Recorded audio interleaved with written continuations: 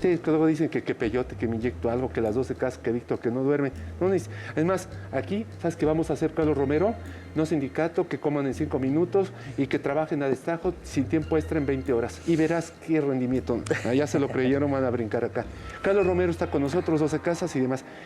Te preguntaba, lo del espejo, ¿por qué el contorno y los contornos de esquinas de los ángulos que ves que los gatos por energía negativa y los perros en ángulos por energía positiva? ¿Qué significa lo de la mano, que me interesó mucho, y lo de los espejos en casas deshabitadas o habitadas? Claro que sí. Bueno, cuando hay ciertos cambios lunares, estamos conscientes que la luna no nada más influye en cuestiones de astrología o cuestiones de energía, básicamente influye hasta en hospitales. Los nacimientos se dan mucho más común cuando hay esos efectos de luna, accidentes. Las personas cambian también, por ejemplo, cuando se dice que la persona es de luna, es porque se alteran las emociones también. Índice de criminalidad alto en luna llena, ¿sí o no? Exacto, claro que sí, y eso está comprobado, está comprobado ya directamente por estadísticas, ¿verdad? Claro. Pero ¿qué es lo que sucede en el caso de los espejos? Bueno, debemos recordar una cosa, el espejo tiene algo bien especial, que es por eso que los antiguos lo valoraban tanto, ¿no? Puede abrirse ciertos portales dimensionales, y no nada más en espejos, también en velas, en canteras, en madera también, pero lo más común es suceder en espejos. Eso sucede muy común, y generalmente cuando en una casa ya se abrió un portal, hay mínimo 3 portales abiertos. La mano es precisamente para sentir esos portales, y bueno, notaríamos que se nota esa estática, así como cuando lo acercamos a una televisión recién apagada. En algunos espejos y otros no. ¿Eso por qué? Porque al abrirse ese campo de energía, básicamente ya no se cierra, o no siempre se cierra, y casi siempre permanece así en cuartos de niños, por ejemplo. El problema es que, bueno, puede ser un portal para que entren cosas o salgan cosas. Y el detalle más importante es el hecho de que si salen o no, o entran o no energía hacia la casa, por lo menos el hecho de que está abierto el portal involucra que se está yendo energía o chi de la habitación. Oye, eso se le conoce como el famoso umbral, que son Exacto. fenómenos, ¿te acuerdas en el 82? Bueno, tú ni nacías, pero bueno, ya le ando preguntando lo que no sabía, pero tú estás bien informado, eres un alma antigua. El fenómeno poltergeist, que en alemán significa esas energías travesurientas. ¿Sabías que la niña que hizo la película, verdad, Robert Millán, murió?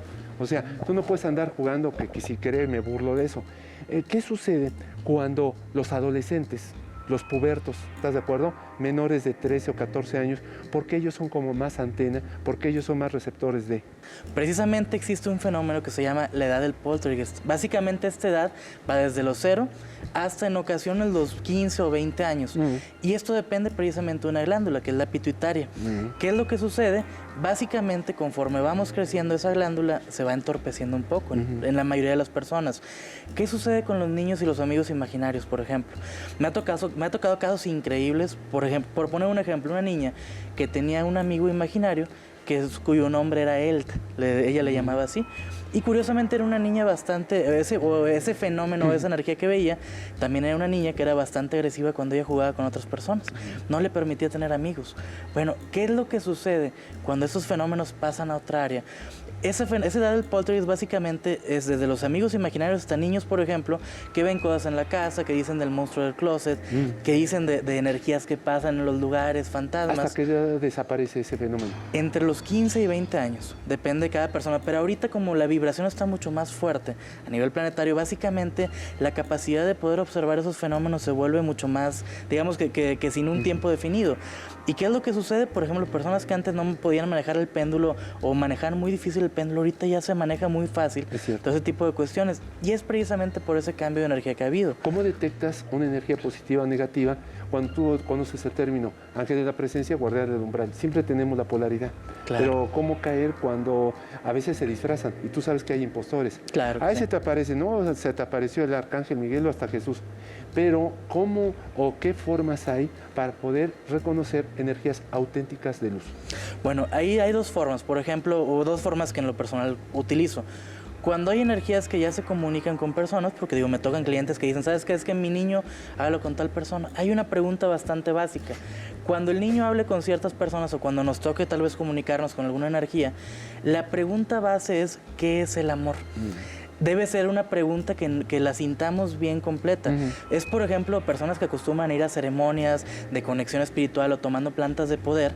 Básicamente a veces les toca que, bueno, es alguna ceremonia más turística y se encuentran con energías que no saben cómo catalogarlas, ¿no? Entonces, esa pregunta es base. ¿Qué es el amor? La segunda, que eso ya lo podemos identificar más, una energía de baja frecuencia produce miedo, produce una sensación de vacío o pesadez rara en el cuerpo, cambia la temperatura en el cuarto. Cuando una energía de alta frecuencia regularmente se siente una percepción de amor. Por ejemplo, ¿a quién no le ha tocado que tal vez ir a algún ritual como la misa o algún ritual tibetano? Depende de las creencias de cada quien. De pronto siente todo ese prana o toda esa energía, o la energía del Espíritu Santo, como se le llama. Esa es una forma de sentir algo positivo. Te iba a preguntar, bueno, dos preguntas. ¿Es bueno o es malo ir a esas sesiones? ¿Te acuerdas del Allan Kardec del siglo XIX? Espiritistas, espiritualistas, que lo de la tabla Ouija, que debemos utilizar o no. Entonces, y los que utilizan peyote, yo no lo uso, el peyote, ya sabes, hierbas alucinógenas y demás, ¿qué produce estados alterados y nos puede conectar con el bajo astral? ¿Qué recomiendas con eso? Bueno, por ejemplo, en el caso de espiritismo, la Ouija, todo ese tipo, digamos que los juegos que abren puertas, el detalle de abrir puertas es que no siempre se pueden controlar, hay que tener mucho conocimiento para eso. Yo en lo personal, yo no juego la Ouija, por ejemplo, no, ese tipo de energías no convivo. La parte de las plantas de poder, que es algo bien importante, a veces vemos tanto turismo ahorita enfocado hacia eso, pero la persona que dirija tiene que ser una persona que conozca bien del tema. Como un chamán. Por ejemplo, como un chamán. Y no cualquier chamán, tendría que ser un chamán maestro, básicamente, o alguien especializado en plantas de poder, porque hay chamanes que curan y hay chamanes que guían en el proceso. Y habría que ver, ¿te acuerdas de José Castaneda? ¿Te acuerdas de Don Juan y todo el guía espiritual? ¿Qué sucede cuando entonces caes en una energía negativa y no sabes si es tu nahual, tu tonal, o es el doble etérico, o es una energía del bajo astral? ¿Cómo reconocer eso cuando andas metido en esas sesiones? Bueno, en una sesión, por ejemplo, de plantas de poder, la primera instrucción que se da es no, digamos que a veces pueden aparecer o visualizar, como alguien quisiera decir, familiares que se acercan que generalmente ya murieron o que queremos mucho. Y hay algo bien importante, que eso regularmente no nos lo dicen. Cuando se acerca una de esas energías, regularmente cuando son energías que roban, que precisamente la roban este tipo de energía, básicamente se van a ver como una especie de luz de bengala atrás de ese espíritu, por ejemplo. Otra de las cosas es, debe ser una persona cuando estén en una ceremonia que delimite el espacio energéticamente.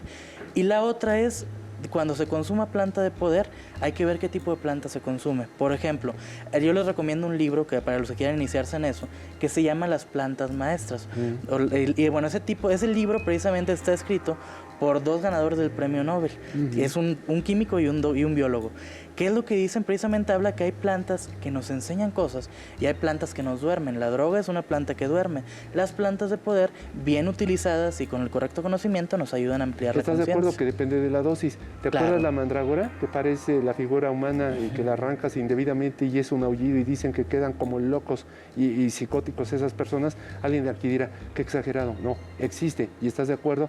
Ya antes era un enervante que te mataba o te salvaba. Claro. Hay que tener cuidado entonces con lo que dices, ¿verdad? Exactamente. Es, por ejemplo, ahorita que tocamos el tema de Carlos Castañeda, lo que utilizaba como lumito de San Juan, que se decía, el lumito de Don Juan, que era lo que llevaba una planta que regularmente también podría matar a la persona o dejar mal, que es lo que se conoce como toloache, ¿no? Llevaba parte de eso, que también es conocido como la hierba del diablo. Pero hay que tener mucho cuidado. Las plantas de poder no son ni un juego, ni un libro nos va a poder decir bien cómo llevarlas. Oye, antes de entrar al corte, es cierto que hay personas que son vulnerables a, y ya sabes, la mujer, que no, que lo atrapo, que ataduras. Hay gente que no se le permite ser atado, otros son más susceptibles a ser. ¿Es posible eso? Por supuesto. Pero antes del corte, ¿verdad, Robert Millán? Exactamente, lo vamos a hacer así. Se los dejamos en el tintero, Víctor Segarra, las 12 casas, y luego nos das tus datos, teléfonos y demás. Con todos. Regresamos y nos dices quién es susceptible a, quién no, qué plantas, cómo reconocerlas y cómo sentir si alguien nos está haciendo un daño físico o astral. Corte.